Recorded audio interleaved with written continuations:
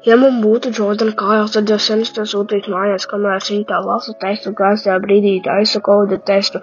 Es nezināju viņu vārdu, bet viņam bija gara vārda. Ja kādu meiteni saukt pa ielu, laikam es ņemtu viņu pa sievu, man ir Jordani kājās, un es jūtos vein, ko tu teiksi, saki, atskaitīšu 10, ja man būtu Jordana kājās, tad jau sen es to sūtītu mājās, kamēr es viņu tā lasu testu, kādā brīdī taisu kodu testu, es nezināju viņu vārdu.